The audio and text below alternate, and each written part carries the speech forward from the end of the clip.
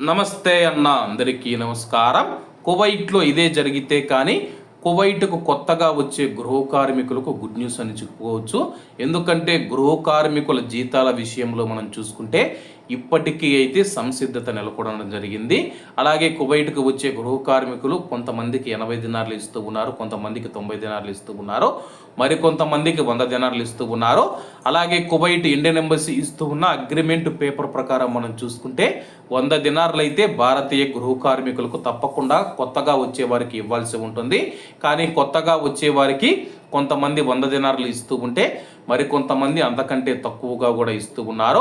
అలాగే కువైట్కు కొత్తగా వచ్చే గృహ కార్మికుల జీతాలపైన కువైట్ గృహ కార్మికుల వ్యవహారాల నిపుణుడు బస్సం ఆల్ షెమ్మరీ గారు స్థానిక మీడియాతో మాట్లాడుతూ కువైట్ దేశానికి కొత్తగా వచ్చే గృహ కార్మికుల జీతాన్ని కనీసం 120 దినార్లుగా నిర్ణయించాలని చెప్పేసి ప్రస్తుతం మనము వేరే దేశాలతో ఒప్పందం అయితే కుదుర్చుకుంటూ ఉన్నాము. అటువంటి దేశాలకు కనీస జీతం 120 దినార్లుగా నిర్ణయించాలని చెప్పేసి అప్పుడు మాత్రమే అన్ని దేశాల నుంచి గృహ కార్మికులు కువైట్ దేశానికి చట్టబద్ధంగా వస్తారని చెప్పేసి ఆయనైతే ప్రభుత్వాన్ని కోరడం జరిగింది. ప్రస్తుతం కువైట్ దేశానికి ఇళ్లల్లో పనిచేసేందుకు ఎవరు రావడం లేదని చెప్పేసి బయట దేశాలలో వాళ్లకు ఎక్కువ జీతాలు ఇస్తూ ఉన్నారు. యుఏఈ చూసుకున్నా కానీ ఇతర దేశాలు ఏవైతే ఉన్నాయో ఎక్కువ జీతం వస్తూ ఉండడంతో ఆ యొక్క దేశాలకు వెళుతూ ఉన్నాయి. కానీ కువైట్లో తక్కువ జీతం అని చెప్పేసి ఎవరు రావడం లేదు.